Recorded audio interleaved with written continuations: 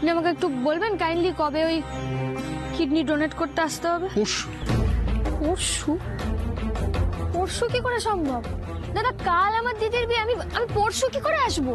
কুনাল আমি মরে যাবো তবু অন্য কাউকে বিয়ে করতে পারবো না। কালই তুমি আমাকে এখান থেকে নিয়ে যাবে, এই আমি তোমাকে বলে রাখলাম। কুনাল, কুনালটা কে? তুই কি কানে কম শুনিস না কি রে? কেন? ওই হাসপাতালের সামনে তুই দাঁড়িয়ে ছিলি, আমি তোকে কত করে ডাকলাম। তুই হাসপাতালে গেছিলি? আমি না। এদিকে এদিকে। আমার না মাথার দিব্যি রইল বকুল, কাউকে রক্ত দিবি না। রক্ত দিতে পারবো না, কিডনি দিতে তো বাধা নেই।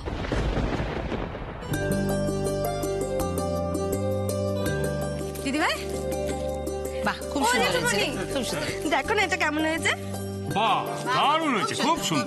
Thank you.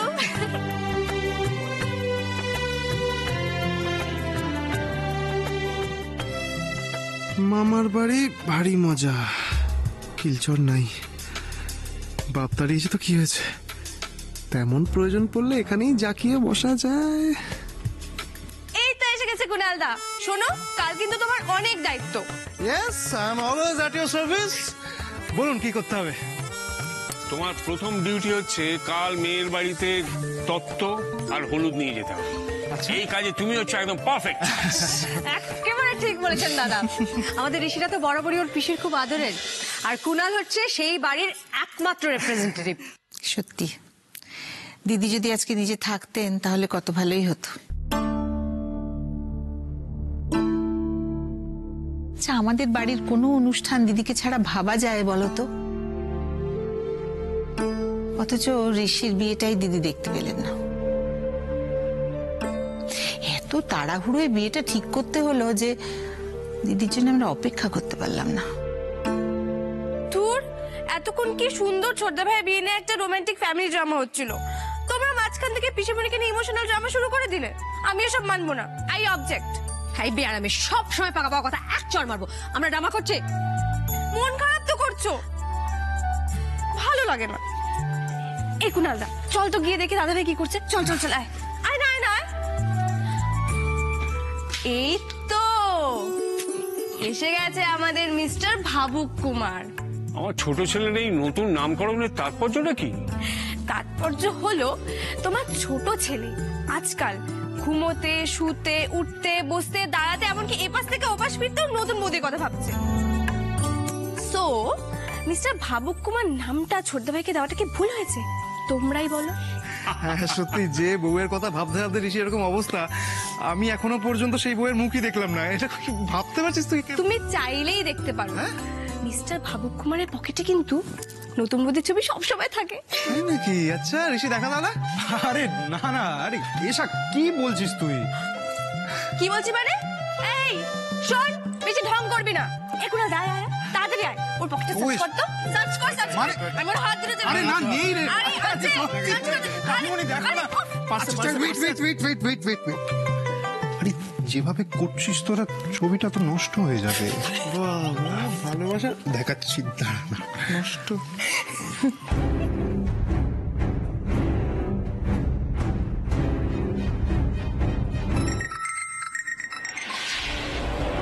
Excuse me.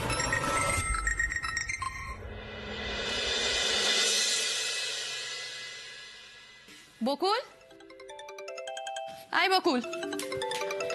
কি রে, যেখানে সেখানে ফোন ফেলে রাখিস, সেই তখন থেকে বাজছে। ধর ফোনটা। এ তো ওই ভদ্রলোকের ফোন নাম্বার, যাকে আমি কিডনি বিক্রি করছি।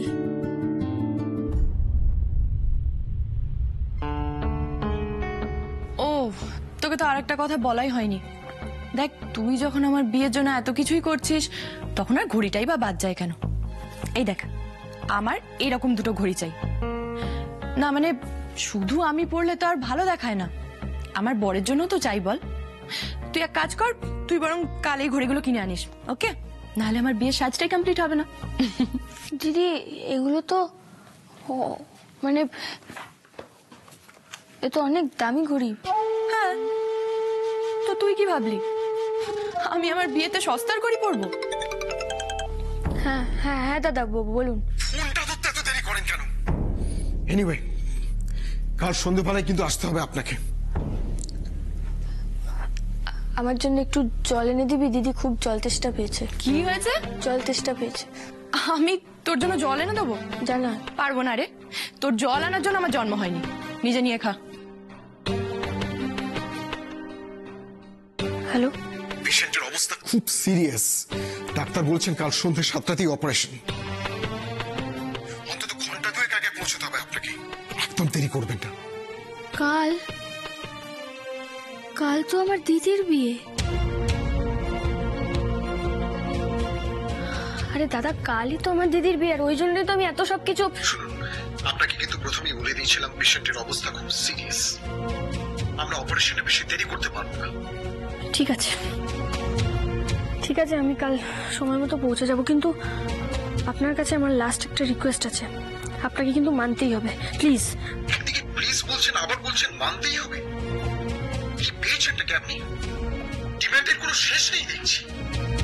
দাদা প্লিজ, আপনি আমার কথাটা শুনুন। আমার দুটো ঘড়ি চাই, দামি ঘড়ি, একটা ছেলের আর একটা মেয়ের। আর কি কি চাই আপনার বলুন তো? এখন তো দেখছি একের পর এক আপনি চেয়েই চলেছেন। আপনি তো সুযোগ পেয়ে আমাকে ব্ল্যাকমেল করছেন। এবার তো আমার সন্দেহ হচ্ছে আপনি আদৌ অপারেশনের দিন সময় মতো পৌঁছবেন কিনা। না না, এ বাবা আপনি এরকম বলছেন কেন? আমি আর বিশ্বাস করুন, আমি নিরুপায় হয়ে ঘড়ি দুটো চাইছি আপনার কাছে। আপনি বিশ্বাস করুন আমায়। দাদা প্লিজ বিশ্বাস করুন, আমি কথার খেলাপ করব না। করতে চাইলেও কিন্তু আমি করতে দেব না। তেমন কিছু হলে আমি কিন্তু অন্য অ্যাকশন নিতে বাধ্য হব। না না, আপনাকে নালিশ করার কোনো সুযোগই দেব না। আমি পৌঁছে যাব কাল ঠিক সময়। আর শুনুন একটা কথা, আপনি দেখবেন ওই ঘড়ি দুটো যেন দামি হয়, কোনোভাবে যেন সস্তার ঘড়ি না হয়, প্লিজ।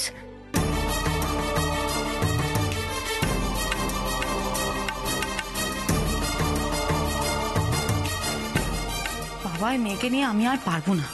নিত্য নতুন বায়না ওর লেগেই আছে। আয় বকুল, কার সাথে ফিসফিস করে কথা বলছিস রে? ঠিক আছে দাদা, রাখছি। হ্যাঁ, আরে বাহ, কালকে সব ব্যবস্থাপত্র সব ঠিক আছে কিনা সেটাই একবার চেক করে নিচ্ছিলাম, বুঝেছো? আবার মিথ্যে বললাম মাকে, ক্ষমা করে দিও ভগবান। আরে মাদার ইন্ডিয়া, জানো কি হয়েছে? ব্যাপারটা হচ্ছে কালকে এই যে আমরা, কি হলো? মুখটা আবার ভেটকে আছো কেন? আবার কি হলো? বর্ষা, আমি না ওকে নিয়ে আমি আর পারছি না। কি বিশ্বাস কি কর। করেছে? আর কিছু বলা যায় না, কোনো কথা উত্তর দেয় না, আর কিছু বলতে গেলে তো ফস করে উঠবে সঙ্গে সঙ্গে।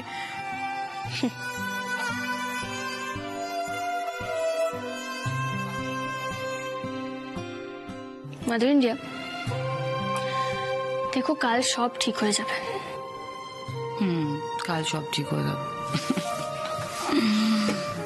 শোনা, আমি না ভেবেই পাই না বকুল, কি তুই একা এত কিছু কি করে সামলাচ্ছিস বলতো? তুমি যদি ভাববে তাহলে আমি আজ কি করতে? আমার পাকা বুড়ি একটা, তোর সাথে কথায় না কেউ পারবে না, বুঝলি? আর বকুল, তুই না থাকলে আমার কি হবে? আমি তো কোথাও যাচ্ছি না, তুমিও কোথাও যাচ্ছ না, আমরা দুজনেই এখানে আছি মা।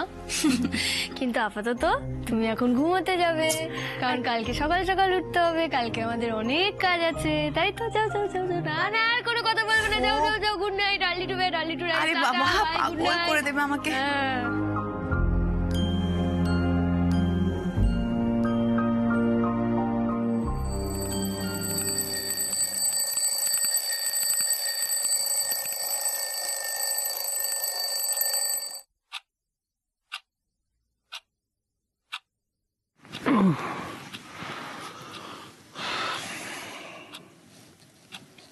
অঞ্জলি, অঞ্জলি ওঠো। ও অ্যালার্মের আওয়াজও তোমার ঘুম ভাঙে না দেখছি। আরে ওঠো ওঠো। কতদিন বলেছি ঘুম থেকে ওইভাবে উঠবে না, হার্টে চাপ পড়ে, আগে পাশ ফিরবে তারপর উঠবে।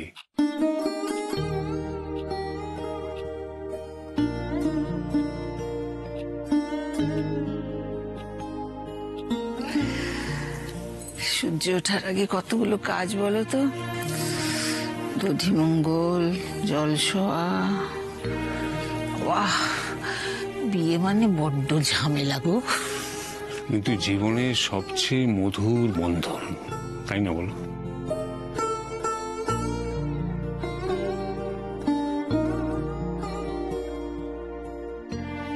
বসো না 2 মিনিট।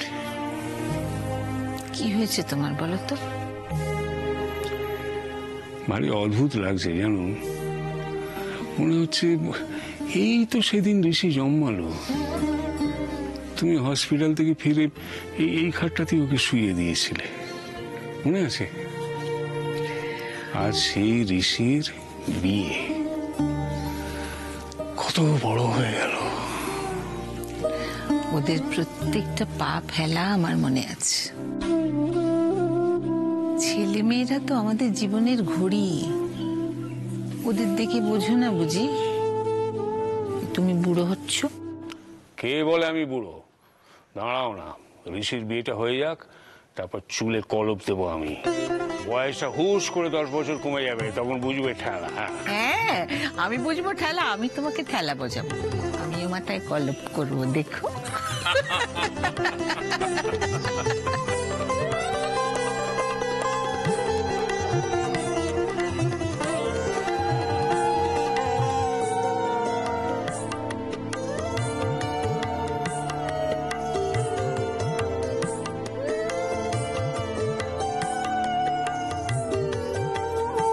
দূর বাবা, এই ঠান্ডার মধ্যে সকাল সকাল এসব নিয়ম কানুন পালন করার কোনো মানে হয়? কোন যুগে বাস করো বলো তো তোমরা? অদ্ভুত। এই টুম্পা, এবার দই চিড়েটা মেখে নাও না। বলছি শোন না দিদি, তুই এই দই চিড়ে খেয়ে না আরামসে কিছুক্ষণ ঘুমিয়ে নে, কারণ ওই কলকাতা থেকে বারাসাত অব্দি হলুদ পৌঁছতে এখনো ঢের দেরি লাগবে, অনেক টাইম, এনাফ টাইম।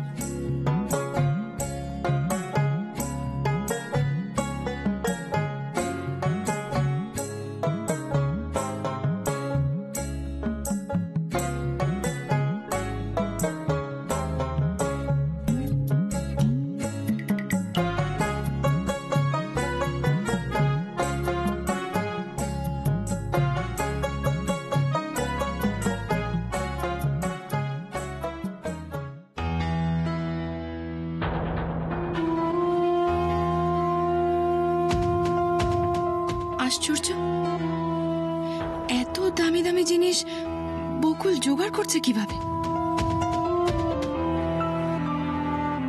চুরি ডাকাতি করছে না তো? যাকে যাক, আমি কেন এত ভাবছি?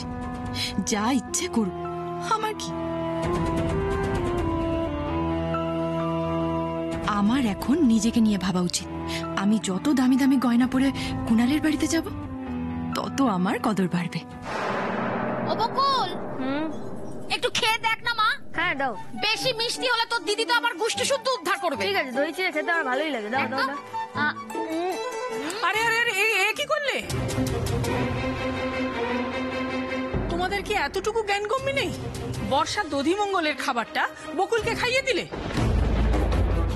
ও বকুল, একটু খেয়ে দেখ না মা। হ্যাঁ দাও। বেশি মিষ্টি হলে তোর দিদি তো আমার গুষ্টি শুদ্ধ উদ্ধার করবে। ঠিক আছে, দই চিড়ে খেতে আমার ভালোই লাগে, দাও দাও দাও। আরে আরে আরে, এ কি করলে?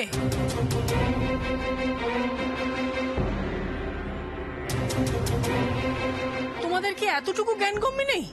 বর্ষা দধিমঙ্গলের খাবারটা বকুলকে খাইয়ে দিলে। বেশ হয়েছে, বিয়েটা গোড়াতেই কেঁচে গেছে। ঋষির জন্য এসব নিয়ম পালন করার কোনো ইচ্ছে নেই আমার। মা, মা এবার কি হবে? কি আর হবে, পুরোহিত মশাইকে জিজ্ঞেস করে জানতে হবে কি করার দরকার।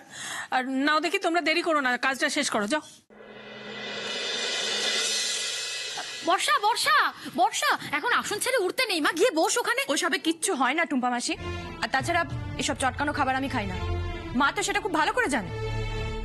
বর্ষা, অনেকটা খেতে হবে না, অন্তত আজকের জন্য নিয়ম রক্ষার খাতিরে একটুখানি খাও। হ্যাঁ, এনে ধর মা।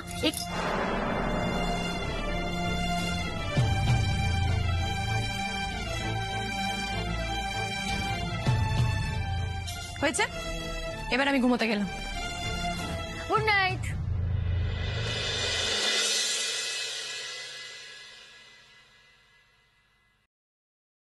যা, এগুলো কি হবে তাহলে? এতখানি খাবার নষ্ট হবে? হ্যাঁ, মাথা খারাপ হয়েছে নাকি? ওটা আমি খাবো। এই মাদার ইন্ডিয়া, চলো। অনেকদিন ধরে চিড়ে মানে আমি খাবো, আমাকে একটু খাইয়ে দাও তো। আরে খাওয়াও না, খাবো বললাম তো। তোর টাইম ওয়েস্ট করে না। নে আঁকো দেখি। হ্যাঁ,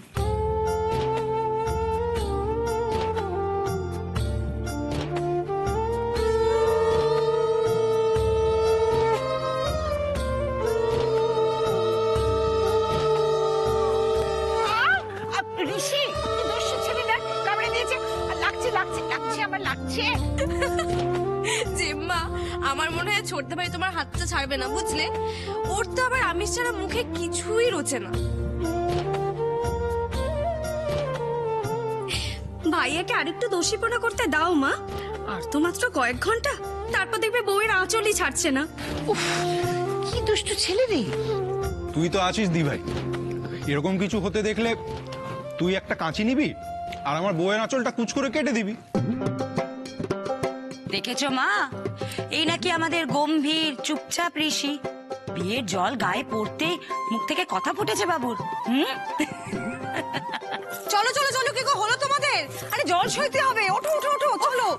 এখন না মা, আর একটু পরে। এখনো তো ফটোগ্রাফারই এলো না।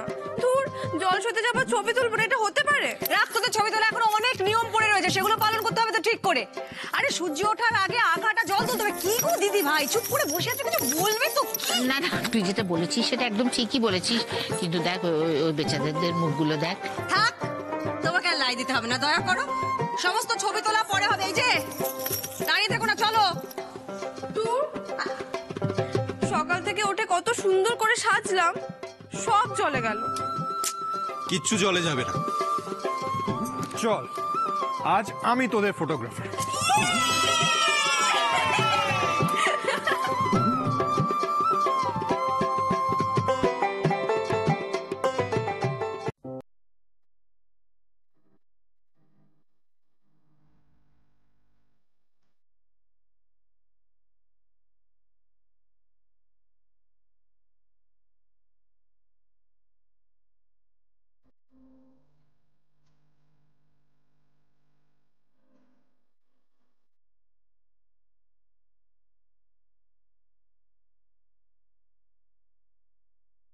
হ্যাঁ রে বকুল, তোর কি ক্লান্তি নেই? কালকে সারা দিন এত দৌড়োদৌড়ি ছুটোছুটি করলি, আজ আবার সাত সকালে এসব কাজ নিয়ে বসেছিস। একটু বিশ্রাম নিলেও তো পারতিস। আরে ঠাম্মি, নেবো তো বিশ্রাম। আজ তো জাস্ট কয়েকটা ঘন্টা, তারপরে বিশ্রাম বিশ্রাম সব কি। তুই পারিসও বটে, যার জন্য এত কিছু করছিস সে তো নিশ্চিন্ত মনে ঘুমোতে চলে গেল, আর তুই নিজের কাজ কর্ম নিয়ে নাওয়া খাওয়া ঘুম সব ত্যাগ করে বসে আছিস। ত্যাগ? আমি কোথায় আমার নাওয়া খাওয়া ত্যাগ করলাম গো ঠাম্মি? একটু আগে তো দিদির ওই দধিমঙ্গলে সবটা তো আমি তো গোগ্রাসে গিলাম, আমি আবার কোথায় কি ত্যাগ দিলাম? হ্যাঁ রে বকুল, সারা জীবন দিদির জন্য এত ত্যাগ স্বীকার করতে পারবি তো? তুই যার জন্য এত কিছু করছিস তাকে তো কোনোদিন তোর জন্য কিছু করতে দেখলাম না।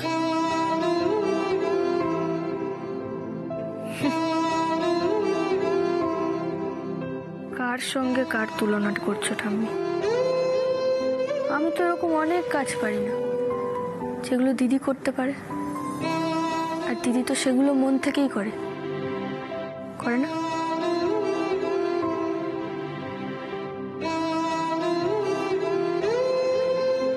ভগবান আছেন রে বকুল, তোর এই ত্যাগ স্বীকারের দাম তুমি একদিন নিশ্চয়ই পাবে, আমি বলছি তোকে। তুই সুখী হবি রে, দেখিস তুই খুব সুখী হবি।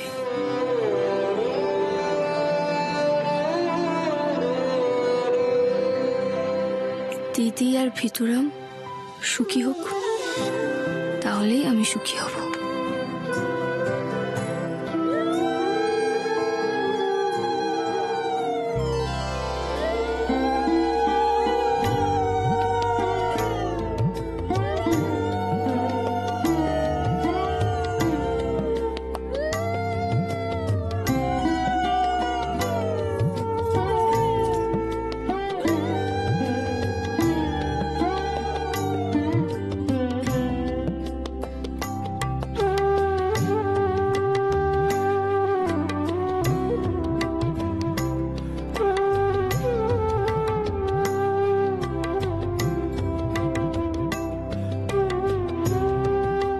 দাঁড়াও দাঁড়াও দাঁড়াও, এদিকে তাকাও। ঋষি জল থেকে দূরে যা ছবি তুলবে ওপর থেকে তুমি চিন্তা করো না কাকিমণি, চিন্তা করো না, তোমরা পোজ দাও, আমি ছবি তুলছি। না না বাবু, তুই জল থেকে দূরে থাক, ওপরে গিয়ে যত ইচ্ছে ছবি তোল, যা। জেম্মা তুমি না আমাদের ছবি তোলার মুডটাই নষ্ট করে দিলে। আমি না এবার ভীষণ মারবো সবার সামনে মারবো তোমাকে। কিসের এত ছবি তোলো তোমাদের? তুমি জানো না দাদা ভাই? না একদম না, দাদা ভাই জলের কাছে যাও, বরং তুমি জানো না, ওপরে যাও। কাকিমণি প্লিজ প্লিজ, দেখো দেখো, তোমরা আছো তো, আমার কিচ্ছু হবে না, তোমরা একটু কাছাকাছি দাঁড়াও তো। আমি কোনো কথা শুনতে চাই না ঋষি, তুই ওপরে আসবি।